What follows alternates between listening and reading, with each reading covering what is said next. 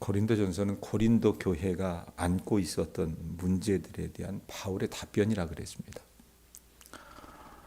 그래서 고린도전서 1장에서 4장 말씀은 그 교회 인사하는 바울의 인사와 고린도 교회의 고질적인 문제였던 분쟁, 분열하는 이 싸움에 관한 답변이었고, 5장은 기억하실려나 모르겠지만 음행에 관한 답변, 6장은 성도 간의 소송 문제에 대한 답변이었습니다. 이게 지난주 월요일 날이었어요. 그리고 7장은 결혼과 가정생활 특별히 성생활과 관련된 답변이었었고, 그리고 이제 8장, 9장은 우리가 읽지 못했어요. 그 토요일, 일요일 말씀이기 때문에 8장부터 10장까지는 우상 제물에 대한 답변입니다. 자, 오늘 본문 말씀은 이스라엘 자손들이 400년 동안 노예살이했던 애굽에서 자유하는 은총을 입었잖아요. 노예살이하다가 하나님께서 그들을 풀어주셨다고 말입니다. 그런데 그 자유를 그들이 누렸음에도 불구하고 그 자유를 남용을 했어요. 패역한 삶을 살아감으로써 가나안 땅에 들어가지 못했던 그 역사적인 사실을 이 이스라엘 사람들은 알고, 유대인은 알아요. 왜? 자기 민족의 역사였기 때문에. 그래서 그걸 기억하게 하면서 자기 삶 속에서 비춰보게 하는 겁니다. 교훈을 주려고. 1절 한번 보세요. 형제들아, 나는 너희가 알지 못하기를 원하지 아니하노니 우리 조상들이 다 구름 아래에 있고 바다 가운데로 지나며, 이렇게 얘기합니다.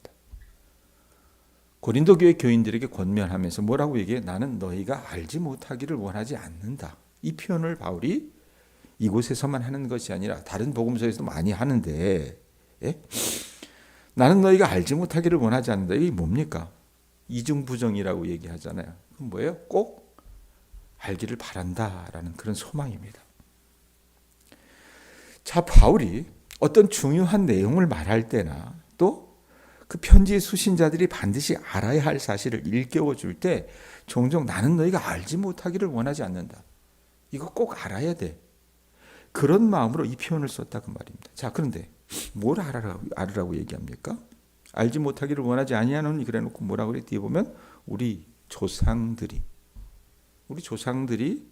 어떤 삶을 살았어요? 다 구름 아래에 있고 바다 가운데로 지났다라는 표현입니다. 구름 아래에 있고 바다 가운데로 지났다라고 하는 것은 이들 역사 속에서 여러분 우리가 봐야 된다 그랬잖아요. 출애굽 사건을 가리킵니다. 이들이 출애굽해서 광야 노정 가운데 있을 때 하나님께서 어떻게 하셨어요? 구름 아래에 있다는 것은 이스라엘 자손들을 낮에는 구름 기둥으로, 밤에는 불 기둥으로 인도하셨다는 것을 그들이 어떻게 해요? 기억할 수 있게 해주시는 거라고 말입니다. 자, 우리말에 그런 말이 있어요. 어느 분의 자식이 몇 명인지 물어보려면 슬하에 자녀들이 몇 분이십니까? 이런 표현을 쓰잖아요. 조금 문자를 쓸 줄 안다면. 그 슬하가 무슨 뜻이냐면 무릎슬, 아래 하자입니다. 예? 그러니까 이 슬하라고 하는 말이 뭐냐면 부모의 보호와 양육을 받고 자란 자녀들이 대개 몇 명이나 있습니까? 이렇게 물을 때 슬하라고 하는 표현을 써요. 자, 제가 왜 그 표현을 했냐면 보면 뭐라고 얘기해요? 우리 조상들이 다 구름 아래에 있고 라는 표현이 있어요. 구름 아래. 구름 아래는 여러분 어떤 표현이 되겠습니까? 그러면 하나님 슬하, 하나님의 보호와 양육을 받고 자랐다라는 얘기입니다. 출애굽기, 민수기, 신명기 읽어보면요, 하나님께서 이스라엘 자손을 얼마나 극진하게 보호하셨는지 우리가 알 수 있어요. 그래서 이스라엘 자손을 그분의 보호와 양육 아래, 무릎 아래 정도가 아니라 눈동자같이 지키셨다라고 하는 표현도 있지 않습니까? 그래서 여기 보면은 구름 아래에 있고 그다음에 바다 가운데로 지났다라고 하는 것은 여러분 이들의 역사 속에서 뭘 기억하게 해줍니까? 하나님이 홍해를 열어주셨잖아요. 그 바다를 건넜다는 겁니다. 이거 이 사람들이 다 기억하거든요. 그러니까 이 구름 아래에 있었다는 것과 바다 가운데로 지났다는 것은 단순한 어떤 역사적 사실을 일깨워주는 것이 아니라 노예가 자유인이 되는 신분의 변화가 일어났으며 애굽에 속했던 사람이 가나안에 속하게 되었고 하나님 백성이 아니었던 사람들이 어떻게 해요? 하나님의 은혜로 하나님의 백성 된 사실을 이 고린도 교회 교인들에게 그들 역사를 비춰서 일깨워 주는 겁니다. 너희 조상들이 이랬잖아. 근데 하나님이 그들을 구속하셔서 당신의 백성 삼으시고 그렇게 자녀처럼 양육하고 보호하셔서 너희들도 그래 얘기하는 거예요. 자, 계속 읽어봐요. 2절. 모세에게 속하여 다 구름과 바다에서 세례를 받았다 그랬습니다. 자, 바울은 이스라엘 자손들이 구름 기둥 아래에 있다가 홍해를 건넌 것을 세례라고 표현을 해요. 자, 애굽이라고 하는 땅이 죄와 사망의 상징이었다면 가나안을 향하는 길은 복과 생명의 상징이었습니다. 그래서 그들이 홍해를 건널 수 있었던 것은 누가 잘한 거예요? 하나님께서 홍해를 열어주셨고 그 땅바닥을 마르게 해주셨기 때문에 건널 수 있었습니다. 이스라엘 자손이 홍해 건너는데 여러분 한 일은 아무것도 없어요. 그래서 모세가 뭐라고 얘기합니까? 너희는 가만히 있어서 주가 하나님됨을 알지어다 그러거든요. 홍해 앞에서. 예?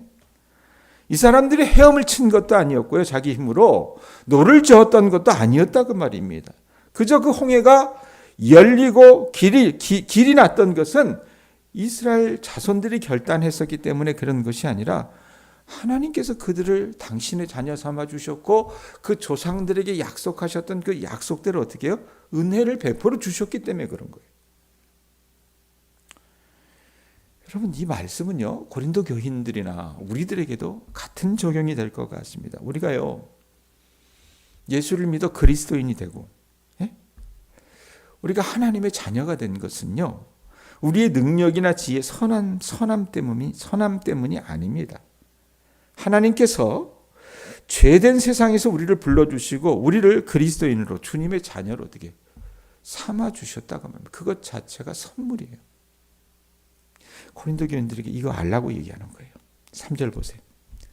다 같은 신령한 음식을 먹으며 신령한 음식이 뭐겠습니까?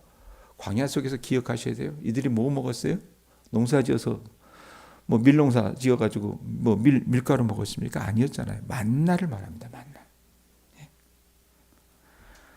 만나는 몸을 위한 양식이잖아요. 자,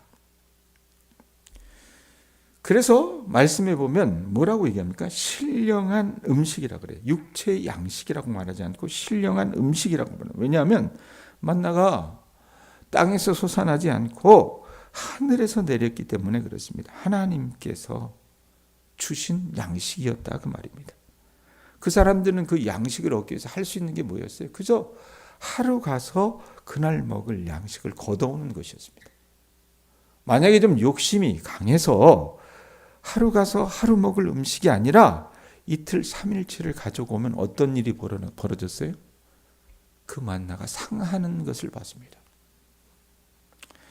여러분 그것은요 하나님께 순종하고 하나님의 말씀대로 살면요 하나님께서 책임져 주신다는 것을 이 만나를 거두는 장면을 통해서 하나님께서 가르쳐 주시는 거예요. 그래서 만나 그 몸을 위한 음식이 실제는 신령한 음식이 됐던 거라 그 말입니다. 우리에게도 마찬가지예요. 고린도 교인들에게도 마찬가지입니다. 우리가 하나님의 말씀대로 순종하면서 살면 우리가 먹는 모든 음식은요 신령한 양식이 될 줄로 믿습니다. 4절 보세요. 자, 신령한 양식만 먹은 것이 아닙니다. 다 같은 신령한 뭘 마셨어요? 음료를 마셨으니 이는 그들을 따르는 신령한 반석으로부터 마셨음에 그 반석은 곧 그리스도시라. 자, 이 조상들이 광야길 중에 사람이 여러분 물이 없으면 못 살잖아요. 르비딤이라고 하는 곳에 이르러서 마실 물이 없었습니다. 그래서 원망을 했어요. 하나님이 그거 보시고 모세에게 어떻게 하셨습니까? 반석을 치라 말씀하셨습니다. 반석을 쳤더니 물이 터져 나왔어요.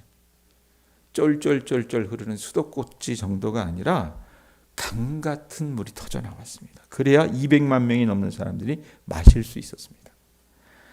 자, 그런데 그 음료가 나왔던 반석을 뭐라고 얘기합니까? 그 반석이 말씀해 보면 4절 끝에 곧 그리스도라라고 얘기합니다. 그 물이 터지게 해주신 분이 예수 그리스도라라고 바울은 이야기해요. 그 터진 반석은 그는 뭡니까? 예수 그리스도의 고난을 상징하는 거예요. 중요한 것은 그 신령한 반석이 어떻게 해요? 다시 보세요. 4절 중간에 보면 이는 그들을 따르는 신령한 반석이라는 표현이 있습니다. 그 신령한 반석이 이들을 따라다녔다고 합니다. 주님께서 어떻게 해요? 동행해 주신 거란 얘기입니다. 자, 얼마나 큰 은혜가 많아요. 네? 우리라면 여러분 이렇게 하나님께서 돌봐주시는데 감사치 않겠어요? 그런데 이런 은혜를 받고도 인간들이 하는 작태가 어떻습니까? 5절 보세요. 5절. 그걸 알아야 되는데 5절 그러나 그들의 다수를 하나님이 기뻐하지 아니하셨으므로 그들이 광야에서 멸망받았느니라 이 표현을 합니다. 이스라엘 자손들은 홍해를 건넜어요. 불기둥과 구름기둥으로 인도함을 받았습니다. 목이 마를 때 반석에서 터진 물을 하나님께서 주셨어요. 양식이 없었을 때 만나를 주셨습니다. 그거 다 뭐예요? 은혜입니다. 은혜. 예? 그 은혜 베푸신 것을 수없이 그들이 봤어요. 날마다 보잖아요. 날마다. 만나 같은 경우 여러분 그렇지 않습니까? 불기둥, 구름기둥 날마다 보잖아요. 그거 보고 체험했음에도 불구하고 참 재미난 게 뭐냐면 이 사람들이 하나님을 온전히 믿지 못했다는 겁니다. 아니 우리라면 믿었겠다라고 생각하는데 인간의 본성이 이래요. 본성이. 만족감이 없어요. 만족감이. 예?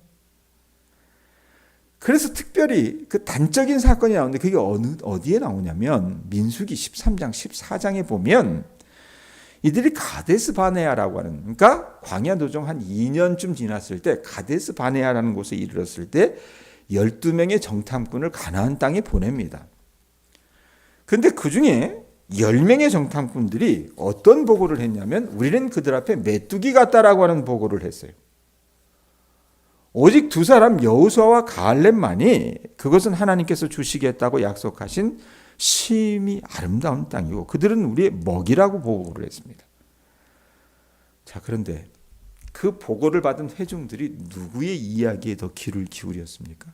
부정적인 말을 했던 10명의 정탐꾼들의 이야기에 말을 들었습니다. 그 결과 어떤 일이 벌어졌어요?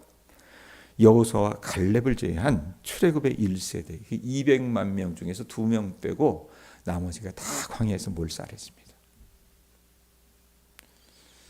여러분 우리가 구원받는다고 하는 것이요 마침이 아니라 새로운 시작이라는 것을 아셨으면 좋겠습니다. 가나안 땅은 약속의 땅이기 때문에 하나님의 약속을 믿는 사람이 들어갈 수 있는 거예요.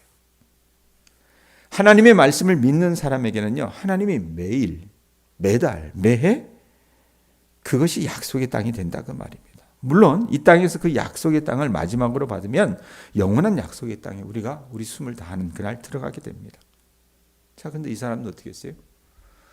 그거 눈으로 보고 체험했음에도 불구하고 믿지 않았다는 얘기입니다.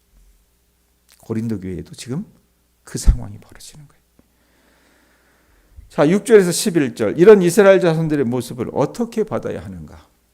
고린도 교회 안에 실제적으로 벌어지는 일들입니다. 6절 이러한 일은 우리의 본보기가 되어 우리로 하여금 그들이 악을 즐겨한 것 같이 즐겨하는 자가 되지 않게 하려 함니. 자, 이스라엘 자손들이 하나님의 약속을 믿지 않았는데 바울은요 그것을 뭐라고 얘기합니까? 이러한 일은 우리의 본보기가 되어 우리로 하여금 그들이 뭘 즐겼대요? 악을 즐겼대요. 이러한 일은 악을 말합니다. 바울은 악이라고 얘기를 해요. 그리고 우리가 악을 좋아하는 사람이 되어서는 안 된다라는 것을 가르쳐주는 본보기가 되었다고 얘기하잖아요. 본보기가 무슨 뜻인지 아세요? 여러분 군대 가면 지금은 모르겠지만 제가 예전에 군대 신병교육 때 처음 들어가면 그 신병교육 때 조교들이 했던 일이 뭐냐면 그 많은 장정 중에 한 사람을 택해서 벌을 줍니다. 후드려 패요. 고문에 가까운 벌을 줍니다. 본보기가 그런 거예요. 본보기가 맞아서 생긴 자국, 뭐 이런 걸 뜻한다 그러는데, 여러분, 혹 우리 몸에 수술이나 불에 흉이 그대로 남아 있다면 우리가 그때를 생각하면서 조심할 겁니다. 제가 지지난주에 새벽에 설교 준비한다고 일어났다가 그런 거 있잖아요, 여러분. 침대 모서리에 무릎을 부딪혀가지고 한 주 동안 제대로 이렇게 걷지를 못했어요. 그 일이 있고 나서는 어떻습니까? 제가 일어날 땐 더 조심해요. 자, 이스라엘 자손들의 불순종을 여러분 우리 몸에 있는 상처 자국, 본보기로 여긴다면 우리가 어떻게 하겠어요? 이걸 반면교사 삼아서 하나님 앞에 바르게 살아가려고 애쓸 겁니다. 7절 보세요. 그들 가운데 어떤 사람들과 같이 너희는 뭐가 됐대요? 우상 숭배하는 자가 되지 말라. 되었어요. 되었기 때문에 바울이 되지 말라고 얘기하는 겁니다. 기록된 바 백성이 앉아서 먹고 마시며 일어나서 뛰논다 함과 같으니라. 고린도 교회 교인들이 우상 숭배를 했다는 거예요. 이스라엘 자손들은 모세가 십계명 받기 위해서 시내 산으로 올라갔을 때 뭐 했습니까? 모세가 올라가니까 어떻게 해요? 자기들과 함께 하지 않는다 그래서 그거 모세가 내려올 때를 기다리지 못해 가지고 아론을 충동질해 가지고 금송아지 만들었잖아요. 그리고는 그 금송아지를 하나님이라고 불렀습니다. 하나님이 그들을 만드셨는데 이 인간이 하나님을 만들었다고 말입니다. 만들어서 금송아지 형상으로 숭배했어요. 여러분, 우상 숭배는 뭐냐면 자기가 섬길 신을 자기가 만드는 거예요. 내가 섬길 신을 내가 만드는 겁니다. 그래서 결국 우상 숭배는요, 나 자신을 섬기는 것이고 우상 숭배와 자기 숭배는 같은 말입니다. 8절 보세요. 자, 우상 숭배했다고 해서 고린도 교회 교인들이 8절에 뭐 했습니까? 그들 중에 어떤 사람들이 음행하다가 하루에 2만 3천 명이 죽었나니 우리는 그들과 같이 음행하지 말자, 이렇게 얘기해요. 네? 여러분, 우리가 고린도 전서 4장 말씀인가요? 말씀을 통해서 이들 안에 얼마나 음행이 만연했는지 봤어요. 네? 자, 이들이 역사 속에서 기억합니다. 이 조상들의 역사 속에서 민수기 25장에 보면 시딤에서의 사건이 나오거든요. 거기 보면 이스라엘 자손들이 우상을 숭배하고 모압 여인들과 음행을 저지릅니다. 발람이 여러분 팁을 줬거든요. 네? 자, 그런데 고린도 교회도 비슷한 일들이 벌어졌어요. 아데미 신상이라고 했잖아요. 비너스 신상이 고린도 교회 도시에 그 신전이 있었기 때문에 1000명의 여성 창기들이 그 성전에서, 그 신전에서 봉사했다고 그랬어요. 그리고 봉사하는 그 여자들 대부분은 여염집 여자라 그랬고 그 여자들 가운데 일부분이 고린도 교회에 다닌다 그랬습니다. 예? 그러니까 이 고린도 교회 교인 중에 이 여자들뿐만 아니라 남자들이 어떻게 해요? 음행을 저지르는 것을 주저하지 않았다는 겁니다. 다들 다 하는데. 네? 자, 9절 10절 보세요. 그들 가운데 어떤 사람들이 주를 시험하다가 뱀에게 멸망하였나니 우리는 그들과 같이 시험하지 말자. 그들 가운데 어떤 사람들이 원망하다가 시험하고 원망하다가 멸망시키는 자에게 멸망하였나니 너희는 그들과 같이 원망하지 말라 그래요. 자, 이스라엘 자손들이 가나안 땅을 앞에 두고도 자, 오래도록 광야 생활하니까 버겁죠. 힘들죠. 그래서 마음이 상해서 어떻게 하냐면 아이고 이제 주님이 주시는 만나도 못 먹겠어요. 지겨워요. 우리도 그럴 때가 있잖아요. 만나도 지겹고 그냥 애굽으로 돌아갔으면 좋겠다고 그렇게 했을 때 하나님이 뭘 보내셨어요? 불뱀을 보내셨어요. 불뱀을. 우리로 얘기하면 뭡니까? 예? 방울뱀, 뭐 까치독사, 뭐 이런 걸 보낸 거예요. 그래서 사람들이 죽어나갔잖아요. 그 독에 물려가지고. 그래서 모세가 어떻게 합니까? 놋뱀을 만들어 달아가지고 그 놋뱀을 본 사람은 치유를 받게 했습니다. 그리고 이스라엘 자손들은 광야 생활 내내 하나님을 원망했어요. 여러분, 원망은 왜 원망합니까? 왜 원망해요? 어느 때 원망하세요? 내 생각대로 되지 않을 때. 내 바람대로 되지 않을 때 우리가 원망하지 않아요. 고린도 교회에 하나님을 시험하는 것과 원망이 있었다고 하는 것은요, 하나님께 감사하지 못하고 주어진 상황에 순종하지 못하고 있었다는 것을 드러내고 있다는 얘기입니다. 11절 보세요. 그들에게 일어난 이런 일은 본보기가 되고 또한 말세를 만난 우리를 깨우치기 위하여 기록되었느니라. 예? 자, 역사적 사실은 뭐예요? 교훈이에요. 이에스카라고 하는 사람이 역사는 과거와 현재 끊임없는 대화라 그랬습니다. 예? 과거의 사건을 보면서 어떻게 합니까? 우리가 본받아야 될 것은 본받아야 되죠. 그걸 진면교사라고 합니다. 그러나 과거의 실책이 있어요. 과거에 그러지 못한 어떤 조상들의 행동이 있어요. 그럼 그거 보면서 어떻게 합니까? 본받아야 돼요? 이래서는 안 되는구나. 그걸 반면교사라고 얘기해요. 자, 이스라엘 역사 속에서 여호수아와 갈렙이 진면교사였다면 이스라엘 자손들이 본받아서 안 될 교사는, 이스라엘 자손들은 여호수아와 갈렙이 진면교사였다면 이 두 사람 빼고 나머지는 뭐예요? 광야 속에 있었던 이스라엘 자손들은요, 본받지 말아야 될 반면교사입니다. 자, 우리가 중심으로 진면교사를 본보기로 삼지 않으면, 여러분, 우리 속담에 그런 말이 있어요. 어떤 말이 있습니까? 욕하면서 뭐 한다 그래요? 닮아간다 그러죠. 예? 그 욕하면서 닮아간다는 말처럼 반면교사의 삶이 우리 삶을 비춰주는 거울이 될 수 있다 그 말입니다. 실제로 그래요. 우리 엄마가 우리 아버지 살아계실 때 참 밥 먹을 때도 사람을 잡았는데 나는 저러지 말아야 되겠지 이 생각했는데 어떻게 해요? 그렇게 욕해놓고 어떻게 해요? 그대로 닮아가더라 그 말입니다. 그 자손들이. 그래서 바울이 어떤 고면합니까? 12절 보세요.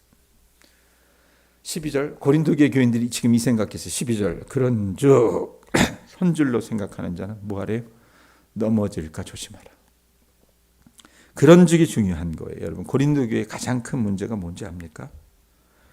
이 사람들이 서 있지도 못하면서 서 있다고 생각한 것이었습니다.